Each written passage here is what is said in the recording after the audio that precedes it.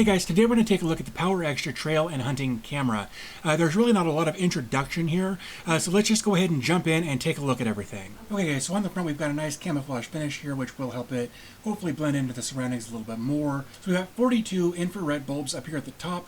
These are no-glow bulbs, which is really great when this is out at night. You can't see these. In the middle here we've got some different bulbs, some red and some blue.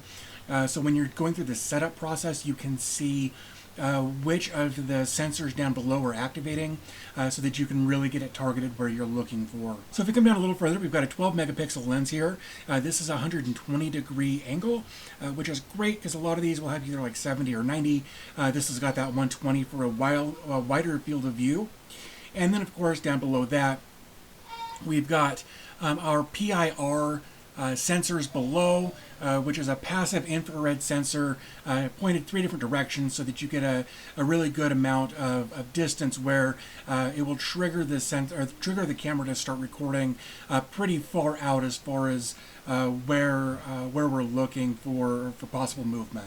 It's got an IP66 rating for dust and waterproofing, meaning that it will pretty much stand up to any kind of weather that you throw at it. And to help keep with the IP66 rating, the clasps on the side do a great job of keeping everything sealed up tightly. There actually is a notch for a padlock, so if you wanted to add a bit of extra protection there, you could add a lock to it. If we go around the back, it does have a slot or a couple of slots for the included trace strap, so if you wanted to mount it with the strap you could do that, or it's got 2 different mounts for 1/4-inch screws so that if you've got a stand that you want to attach it to, or if you want to use the included metal bracket, you can do that as well.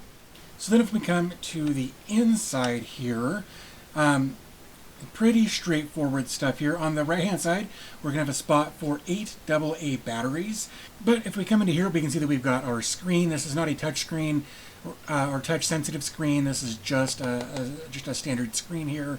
Below that we've got a series of buttons for menu and replay and our navigation buttons, and then to switch modes between either just taking pictures or doing video.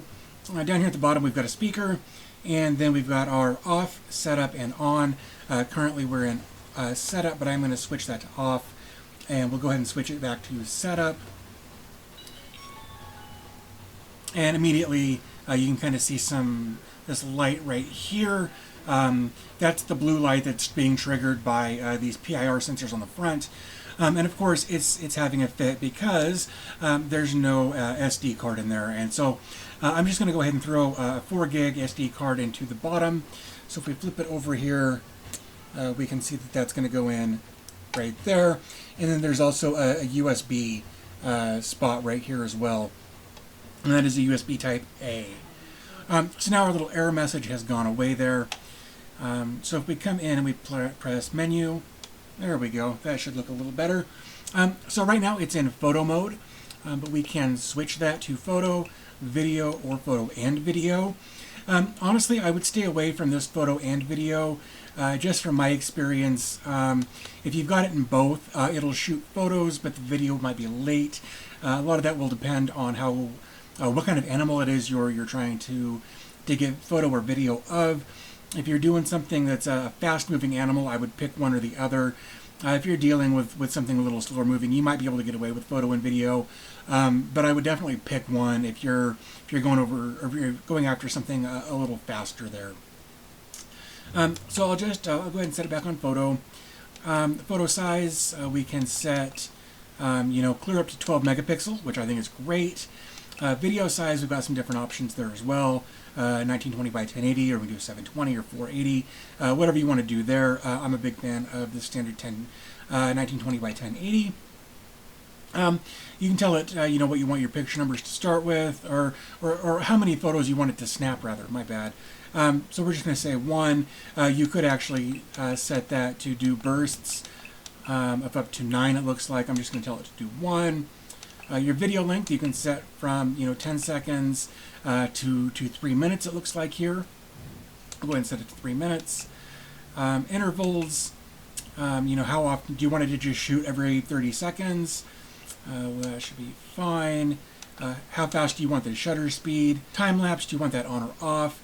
Do you want those side infrared sensors to be on or off? I would say yes, leave those on. Otherwise, you may miss the opportunity for some footage there. Video or the volume recording, I would say leave that on, just because you may not catch something on film, but you may still be able to hear something. Oops, you may still be able to hear something, in the distance or whatever if you leave that on. Whereas if you turn it off, you don't know what you won't be able to hear anything at all. So if we go, you can tell it to auto power off after however long, 3 minutes, 5 minutes, 10 minutes, or not at all. So we'll go ahead and change that. The backlight time, which is I think for the screen here, you can tell that for any number of times there. The flashlight, I don't even deal with that. I've just got it set to auto apparently.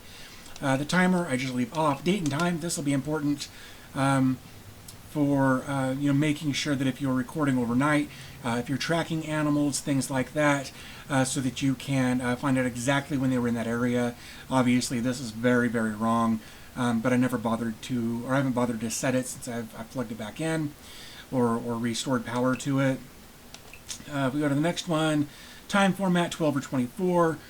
Timestamp, I would say yes, leave that on if you want to know exactly when whatever you're tracking is going through there.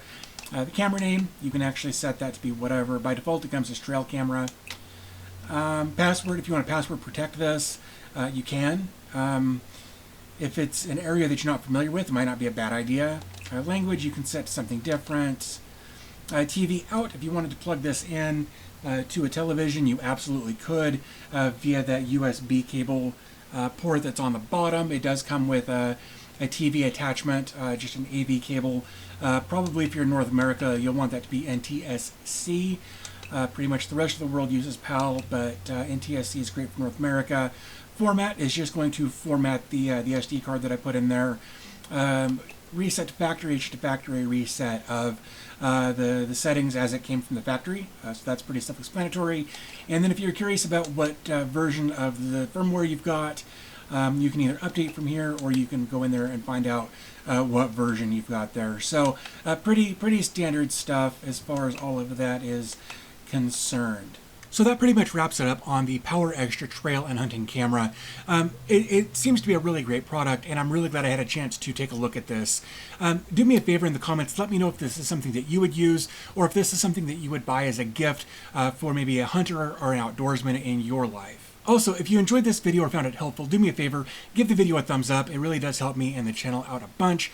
I know you're tired of hearing it, but I feel like sometimes people need a bit of a reminder. So there it is. Also, if you're interested in this kind of content, whether it's product reviews or tech reviews or whatever the case may be, hit the subscribe button. I've got a bunch of new products coming in all of the time, and I'm looking forward to making new content. So if you want to be kept up to date when those videos come out, hit the subscribe button so you can be notified when that happens. And I think I'm going to go ahead and wrap it up there. Thanks for your time. I always appreciate your support, and I'll talk to you in the next one.